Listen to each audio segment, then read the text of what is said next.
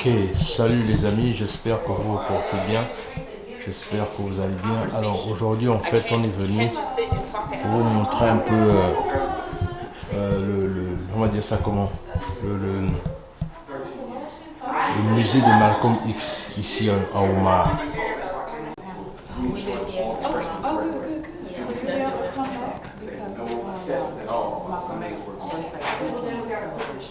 Ok, donc là on est là, bien tenté de voir un peu, ça sont ses ouvrages, différents ouvrages autour de Malcolm X. Ça c'est quand il a rencontré Martin Luther King, voilà, ça sont ça sont ses œuvres, voilà quoi. Donc voilà. Donc c'est un peu ça, on est un peu venu parce que déjà comme vous pouvez le savoir, c'est que on appelle ça comment, Malcolm X est né dans la ville d'Omaha, donc on n'a pas pu résister au fait de venir et puis voilà quoi, de chercher un peu à connaître son histoire aussi quelque part, voilà quoi. Donc on est venu là, histoire un peu de s'imprégner un peu de ses œuvres et tout et tout. Donc voilà, il y a des bibliothèques, il y a des historiques là. Donc c'est ça quoi. Vous pouvez le voir ici. Il y a un peu tout ce qui retrace un peu l'histoire de Omaha. Voilà. Il y a des livres intéressants ici à lire. Donc voilà quoi. Donc c'est un peu ça. C'est un peu ça. Donc c'est un peu ça. Bon, c'est vrai que là c'est en travaux. Hein. C'est vrai que là c'est en travaux actuellement et qu'ils sont en train de préparer l'anniversaire de Martin Luther qui soit Malcolm X. Donc voilà quoi, on va revenir. Donc c'est un peu ça. C'est un peu ça. Donc c'est un peu ça. Ben, on va essayer de voir si on peut faire un petit entretien avec la directrice, on va voir. Donc voilà quoi.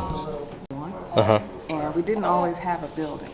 Okay. Originally, we just met in the back of coffee shops and bookstores.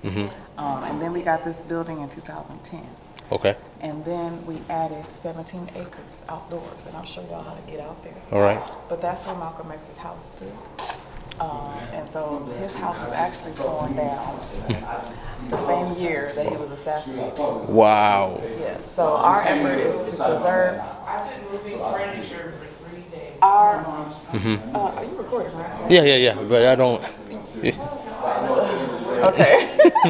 That's okay. Anyway, my name is Joanna, and I'm the director here. Okay. And then we're also run by a lot of volunteers and tour guides. So a lot of our mission is to educate about Malcolm X. Okay. We have a curriculum. We do tours like this. We are doing exhibits from time to time. Yeah. And so right now we're in the transition of creating a new display. Yeah. But also we use this space for community events and town halls and speakers. Yeah. So I was telling your wife on May 19th is Malcolm's birthday.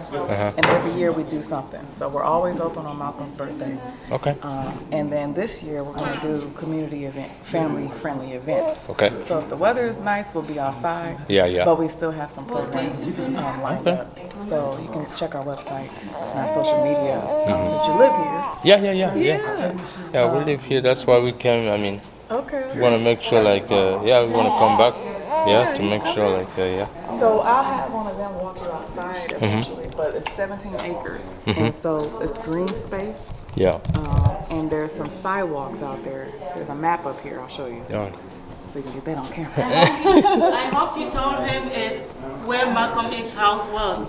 Yeah, I'm going to show him right now. Okay. Right. Yeah.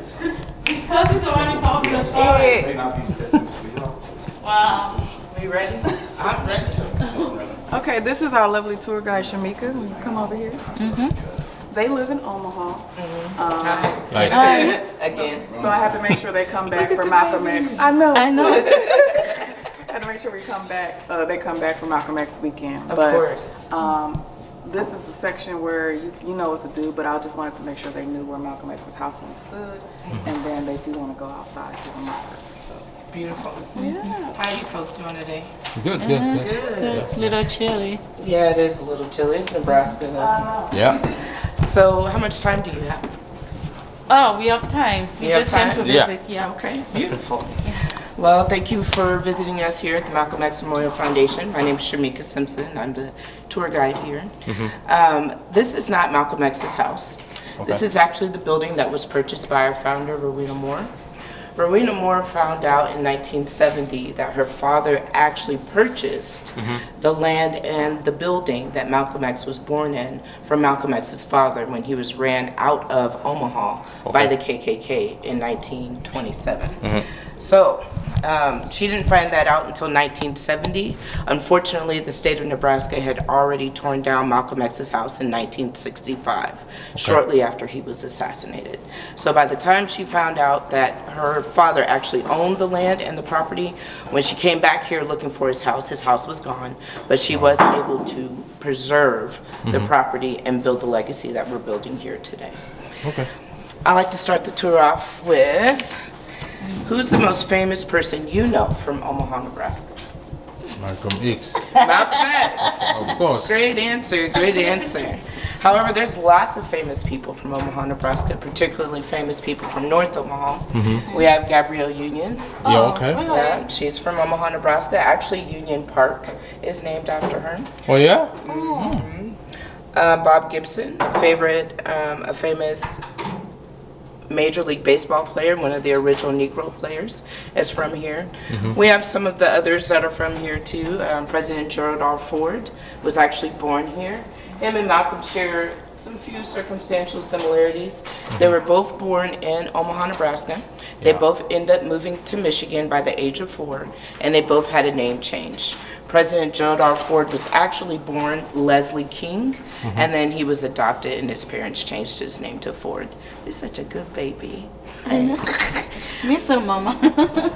Fred Astaire was born here. There's actually lots of different famous people, but we want to concentrate on the ones that did some real community work.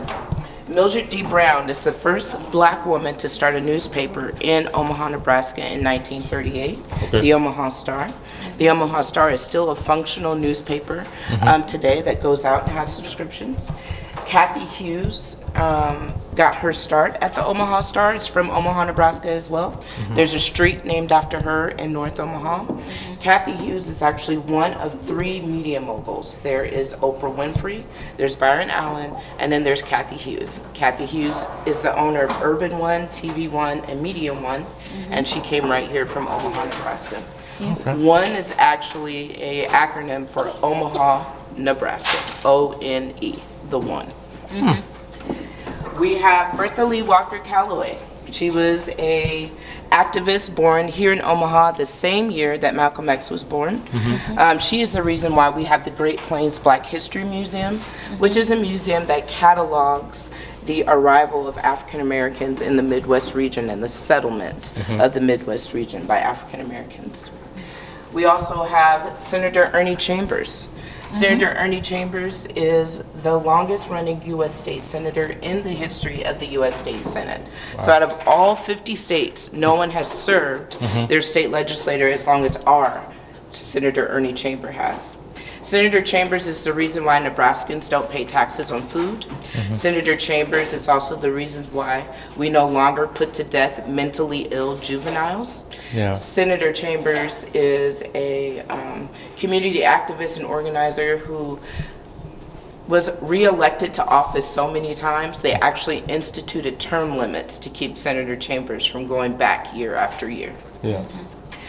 We always honor our elder, Brother Marshall Taylor.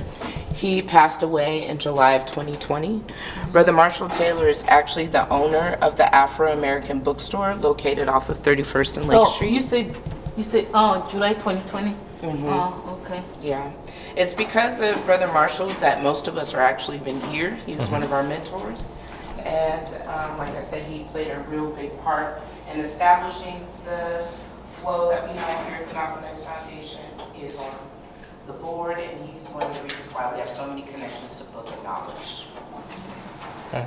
Preston Love Sr. Preston Love Sr., born right here in Omaha, Nebraska. He was a jazz musician. The Love Jazz and Art Center, located on 24th and Lake Street, is named after him. His son, Preston Love Jr., is an author. He's also the executive director of the Black Votes Matter organization, which is dedicated to increasing political engagement in the North Omaha community. And he also does North Omaha tours. So if you're ever interested in seeing all of these different sites connected, you can Google Love Tours, and he'll take you on a little bus ride. But of course, Malcolm X is the most famous person from Omaha, Nebraska. This collage was actually done by middle schoolers. This was done in 2011 by the students at Beveridge Middle School. Gabrielle Gaines Lararu, this beautiful soul here, was the wife of our board president in 2011, and she led the youth into this pictorial vision of the Autobiography of Malcolm X. We think they did an amazing job. I can't draw any of this, right? So we always use this in our tours. Yeah. Malcolm X was born on May 19, 1925 in Omaha, Nebraska. His parents actually came here to Omaha in 1921, which was just 2 years after the year of the Red Summer. Are you familiar with the year of the Red Summer? No. The year of the Red Summer was basically a period of time in the United States where racist white people went across the country, killing, murdering, raping, and lynching, destroying black homes, black cities, and black people. Wow.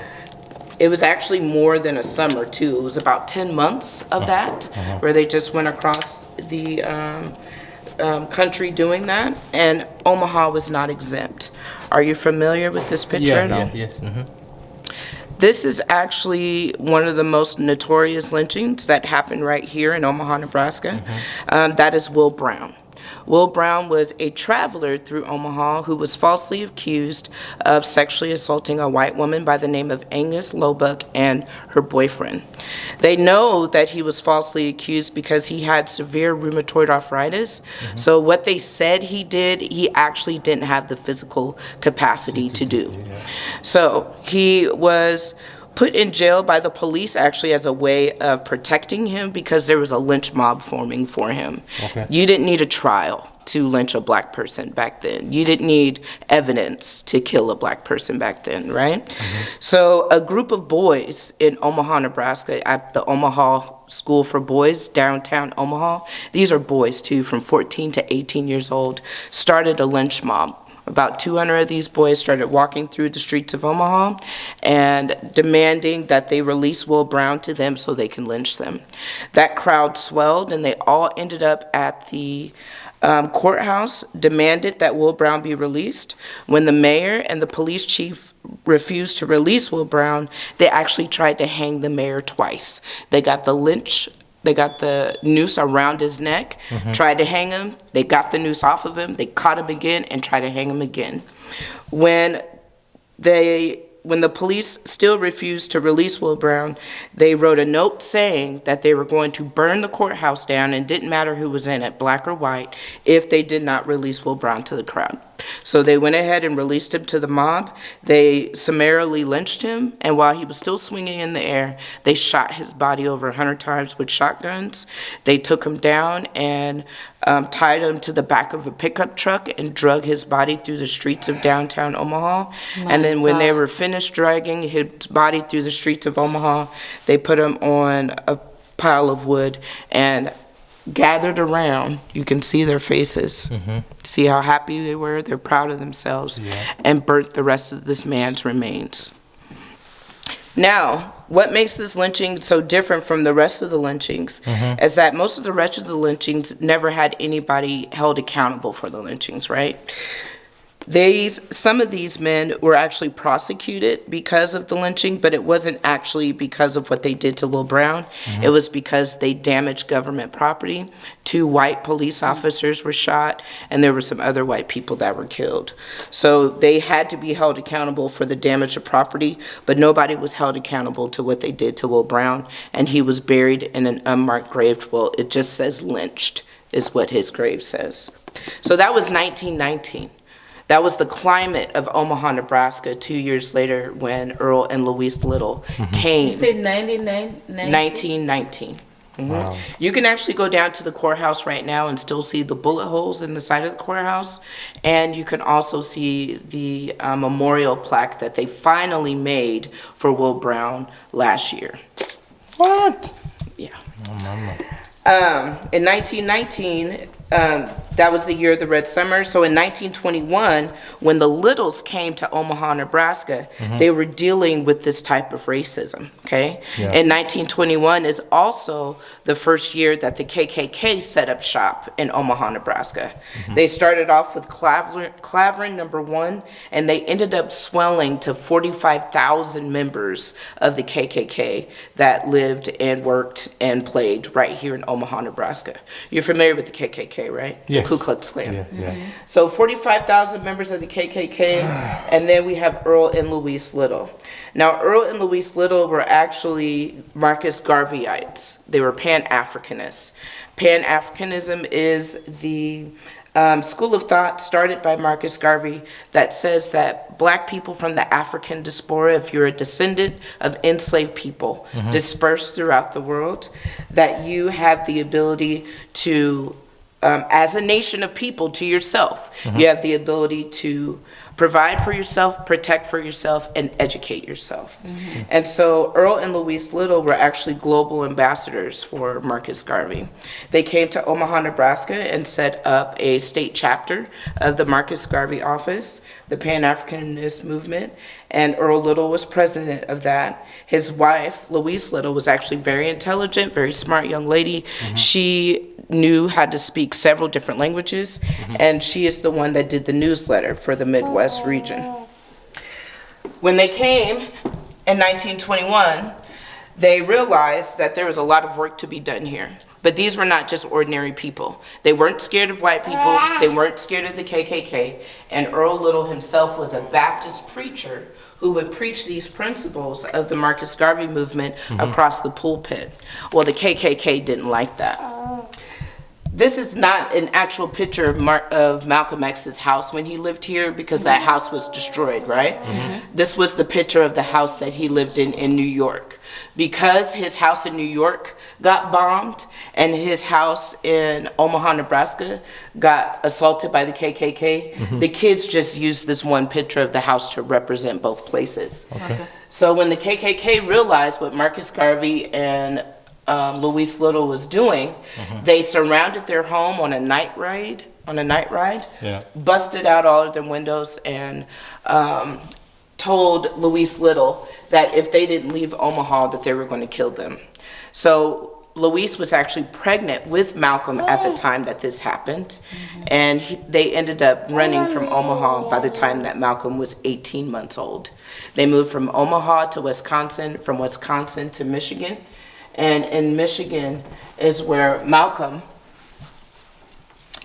and his family ended up staying until 1931, when Earl Little was found dead on the railroad tracks. They say that his death was an accident. They say that his death was a sort of lynching. There's really no way of knowing. What the official report was, though, excuse me, is that his death was a suicide. Now, of course, he did not commit suicide. That was a way of defrauding the Little family from the insurance money that they had purchased on Earl Little, because if you commit suicide, the insurance company won't pay out. Yeah. So Louise Little at this time now has 7 children. She is pregnant with her 8th. This is in 1931. This is the start of the Depression, and she is a single mother, a single black mother with no money and 8 kids. She had a very hard way of going life. She was very, very poor. Malcolm X actually used to steal food and things like that to eat. And eventually, the state of Michigan took all of the little children out of the home and put them in foster care and committed Louise Little to a mental institution. She was considered crazy because they felt that she couldn't take care of her family. She just needed some help. She had a lot of kids. Her husband died violently. They had a very stressful life, but that's not what they did, right? They didn't help her. They took the kids. So effectively, Malcolm and all his brothers and sisters were put in foster care. Earl Little is dead. Louise Little is incarcerated into a mental institution, and Malcolm is just trying to hang on the best way he can, right? In his 8th grade, he was actually a very intelligent child, of course. He was on his way to be elected 8th grade body class president. He was on his 8th grade honor roll. His teacher told him that he shouldn't try so hard because he wanted to be a lawyer and they would never let niggers be lawyers. So that is what happens to our young people when they feel that they don't have a future. They end up gravitating towards the streets, gravitating towards crime. And that's what happened with Malcolm. Malcolm and his best friend, Malcolm Shorty Jarvis. Have you seen the movie X by chance? Yes, I did. Okay. So Shorty is actually played in the movie by Spike Lee. Yes. That was Malcolm's best friend. They actually set up a burglary ring with 2 white women, and they would go around basically targeting rich white homes and stealing from them. They got caught. They gave the 2 white girls, even though it was everyone's first offense, they gave the 2 white women 6 months probation. They gave Malcolm X and Malcolm Shorty Jarvis 6.5 years in prison. Their crimes were not necessarily burglary, as you can see, is because they were dating white women and that was taboo. Wow. They ended up in prison, and Malcolm, while he was in prison, was introduced to the Nation of Islam. Now, the Nation of Islam is a different religious faction than the global Muslim religion, of course. The Nation of Islam is a United States-based organization strictly for African Americans. The global Muslim religion is for everyone who takes the Shahada and goes through the steps to be a Muslim. He joined the Nation of Islam and he was required to change his name. He changed his name from Little to X, his last name. Do you know why he did that? No. Okay. It's the actual camera he used. Okay. Oh, I'm gonna put it up. Actual camera who used? Malcolm? Oh, really? Which kind of camera is this? Malcolm was So why? He was a very photogenic person. Why the X? Take a look. We're going to talk about that in just a second. We send the types. So we're gonna be doing some displays to show that see him. You Yeah. always see Malcolm with the camera, even before my Instagram. God. Wow. But it was these types that he used. See, guys. She'll be able to You see guys more can see too. this camera. Wow. That was 1990. Yeah, what year she said? And this is for 1990. I don't know which year. She said 1990. 1990. Come on, you gotta go back further. Not tell her. 1990. Man, I don't know. That's Malcolm was what. born 25. 1925. This might be 1900. Yeah. Oh, yeah. Serious. Wow. Go check it out. Where did you get this? From Malcolm. Okay, so the question was, Why did he change his last name from Little to X? Do you know why? No. I think it's because he was still looking for what he was. Pretty much.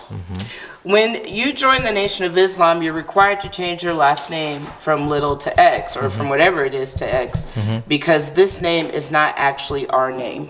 That was not actually his name. Slavery has never been abolished from America's way of thinking. Okay. And the reason why it's never been abolished from America's way of thinking is for a number of reasons, but primarily it's because of the way it's taught in schools. When we are taught about black people in schools, it's only during African American History Month, Black History Month, and it only starts with slavery.